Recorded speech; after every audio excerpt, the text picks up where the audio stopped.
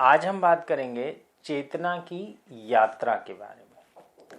How your consciousness travels in you and through you to the entire world और the cosmos. चेतना कैसे आपके अंदर विकसित होती है, कैसे अपने आप के अंदर यात्रा करती है और कैसे आपके अंदर यात्रा करते करते वो उस वर्तुल को इतना बड़ा कर लेती है कि उसके अंदर पूरी समष्टि समाहित हो जाती है। आज हम इस विषय को समझने की कोशिश करेंगे।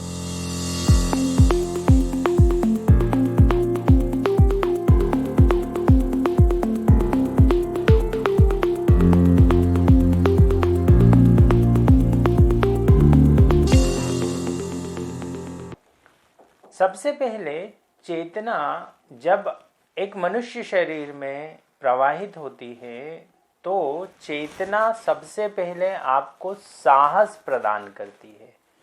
तो यदि आप ध्यान से देखें तो बच्चा जो होता है वो बड़ा साहसी होता है, उसको बहुत सारी समझ होती ही नहीं, इसलिए वो बहुत सारा साहस जुटा पाता है। तो आप जैसे जैसे अपने उम्र के अंदर बढ़ते चले जाते हैं, अपने शरीर का विकास होता चला जाता है, तो शरीर के विकास के 24वें वर्ष तक आप बहुत साहसी होते हैं, बहुत साहसी होते हैं, क्योंकि आपके हार्मोन्स आपको वैसी मदद करते हैं, क्योंकि आपकी फिजियोलॉजी आपको वैसी मदद करती है, क्योंकि आपकी साइकोलॉजी वैसी मदद करती है। पर उन सबसे महत्वपूर्ण आपकी कॉन्शियसनेस भी उस समय साहस की स्थिति में होती है।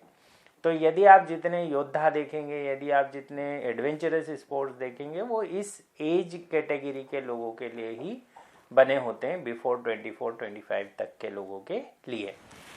साहस जब पूरी तरह से विकसित हो जाता है तो साहसी व्यक्ति को अपने अंदर समझ में आने लगता है कि मैं यहाँ साहस कर सकता हूँ, वहाँ साहस कर सकता हूँ, पर अब मुझे थोड़ा सा स्थायित्व चाहिए, तो कोई एक संकल्प लेना पड़ता है। तो दूसरी चेतना का पड़ाव है संकल्प। अब हर साहसी व्यक्ति संकल्पवान हो पाता है? नहीं हो पाता।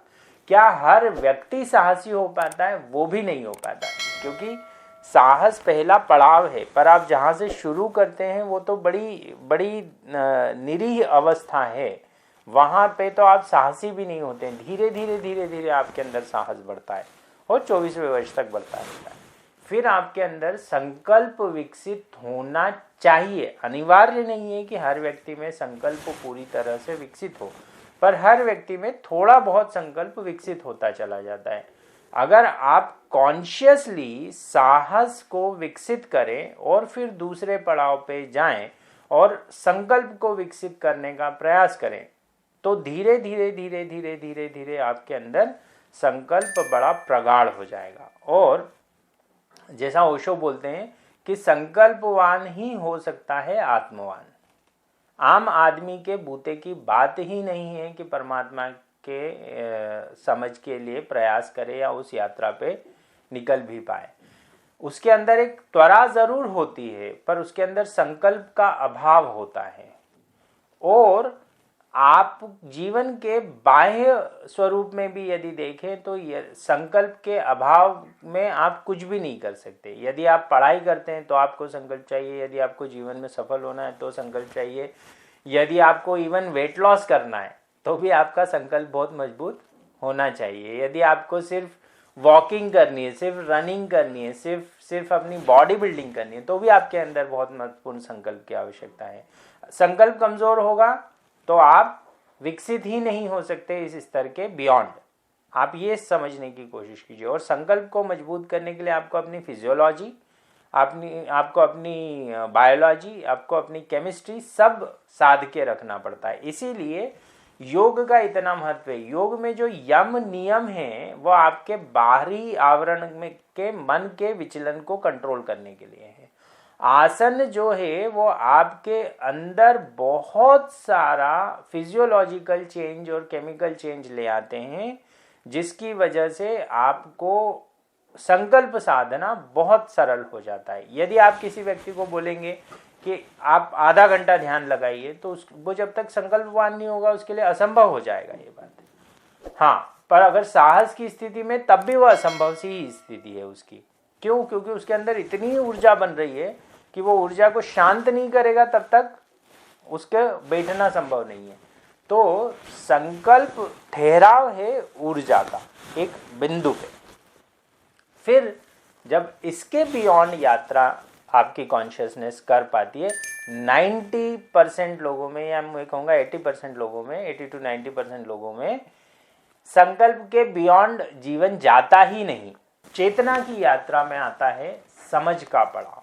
हमारे अंदर समझ विकसित होती जाती है। तो जब आप साहसी होते हैं तो आपके अंदर एक संकल्प पैदा करने की क्षमता पैदा होती है। जब आप संकल्पवान होते हैं तो आपको समझ आता है कि आपके चलाए से दुनिया नहीं चल रही है।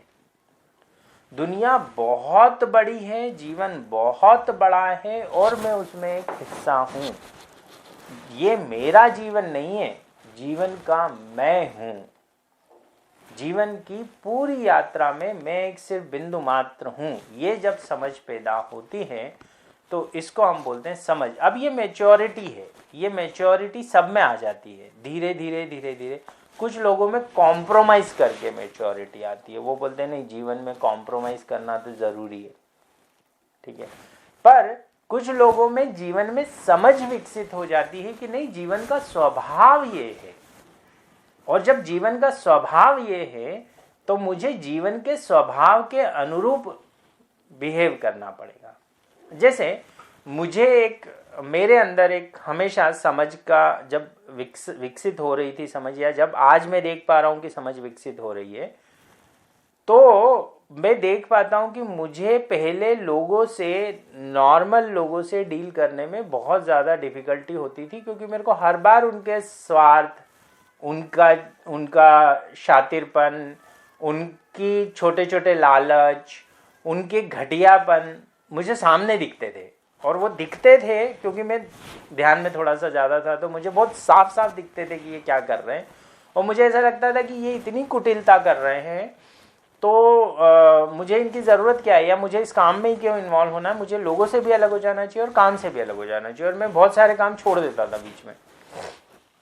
अब आज जब देख पाता हूं तो मुझे ये लगता है कि मैं नासमझी कर रहा था, और वो नासमझी थी क्योंकि संकल्प के स्तर पे आप मजबूत हो सकते हो, पर समझ के स्तर पे आपको ये समझना पड़ेगा कि सुरनर मुनि जगत की रीति, स्वार्थ लाभ करें सब प्रीति। कि जीवन में आपसे सुर, देवता भी, नर इंसान और मुनि, इवन मुनि तक, ऋषि मुनि तक आपसे अपने स्वार्थ सिद्ध करने के लिए जुड़ते हैं। तो ये जीवन का स्वभाव है। जब आपको ये समझ आ जाती है तो आपके अंदर वो घुटन बंद हो जाती है।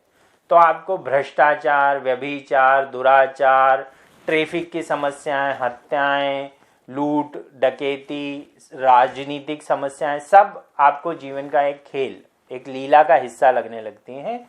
और आपके अंदर ये समझ पैदा हो जाती है कि इस जीवन को मेरे संकल्प या मेरे साहस से नहीं चला रहा हूं मैं।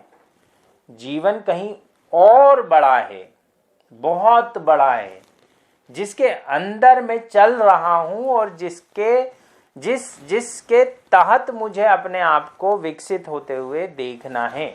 तो आप एक ऐसे ट्रैफिक में हैं जिसको, ट्रैफिक को आप मैनेज नहीं कर सकते। आप अपनी गाड़ी मैनेज कर सकते हैं और अपने ढंग से उस ट्रैफिक को समझ के स्मार्टली आप मूव कर सकते हैं, जिसमें ना आपको नुकसान हो ना लोगों को नुकसान हो। ये बहुत ज़रूरी है। आप दुनिया बदलने का संकल्प लेते हैं, पर जब समझ विकसित हो जाती है तो आपको ये समझ में आता है कि दुनिया तो तब भी ऐसी थी जब राम और कृष्ण इस पृथ्वी पर थे। राम राज्य में भी चोरियां होती थीं, राम राज्य में भी दुराचार होता था। राम के जीते जी राम के सामने राम की बीवी को उठा ले गए थे लोग।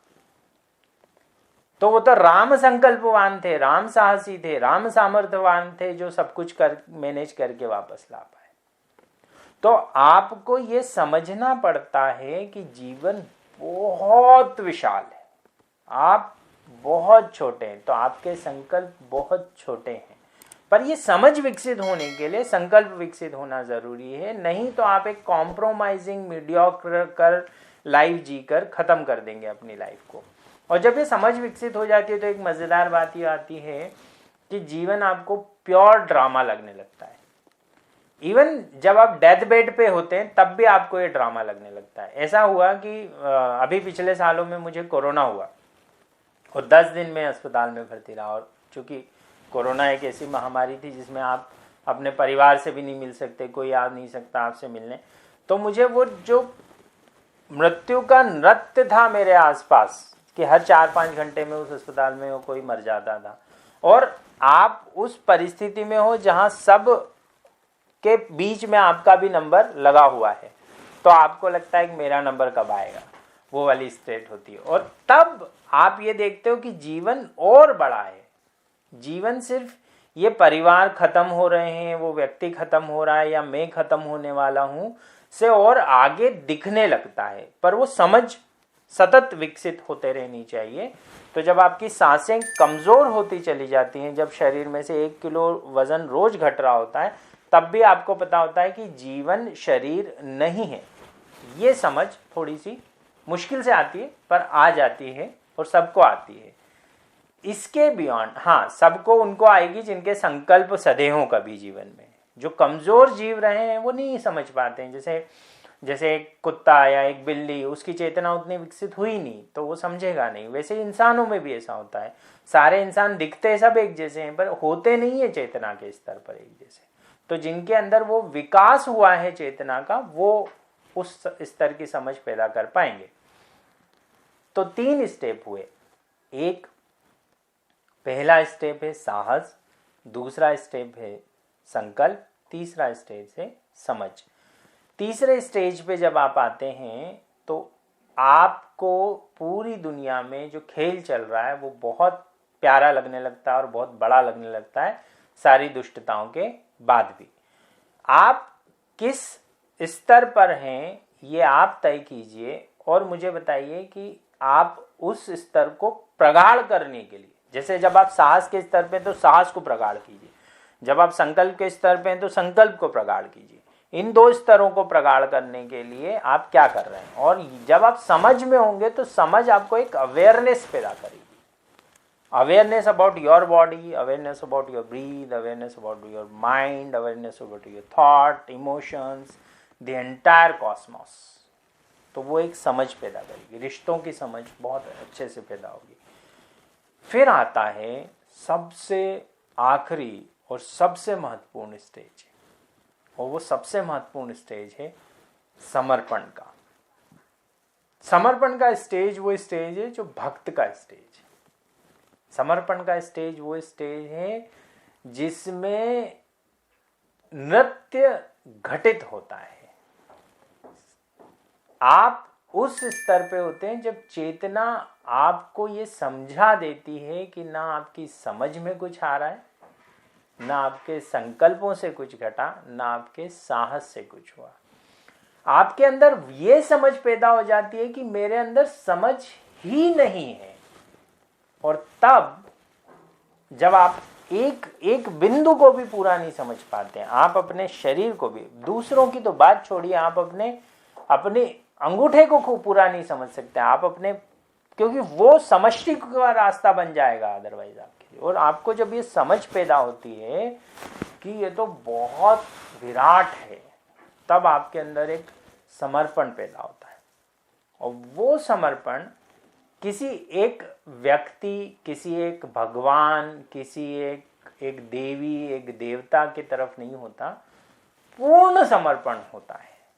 हाँ, वो माध्यम हो सकता है, देवी या देवता या वो मूर्ति या वो प्रतिमा, जैसे रामकृष्ण परमहंस का समर्पण। अब एक परमहंस का समर्पण एक देवी की प्रतिमा के सामने, तो वो दैवी की प्रतिमा जो है वो पूरी समष्टि का दरवाजा बन जाती है रामकृष्ण के लिए। या गीता का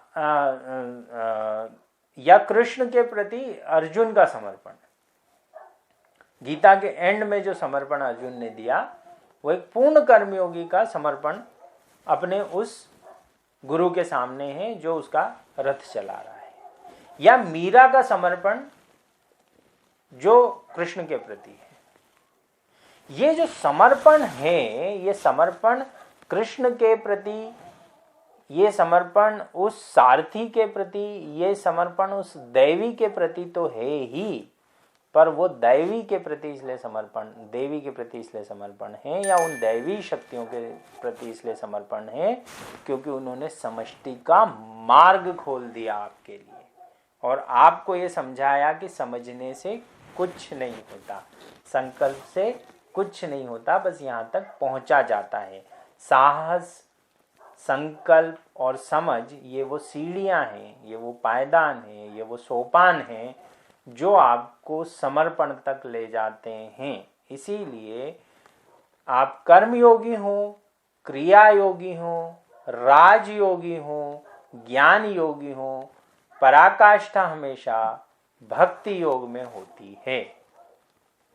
बस यही आज समझना चाह रहे थे हम कि चेतना के चारों स्तरों को देखें, आप कहाँ हैं वो तय करें। यदि आपको इनसे रिलेटेड कोई प्रश्न हो तो पूछ सकते हैं। आई होप हमारी ये चीज़ें आपके जीवन में कुछ गहरे बदलाव ला सकेंगी, इसलिए ये सारा प्रयास किया जा रहा है।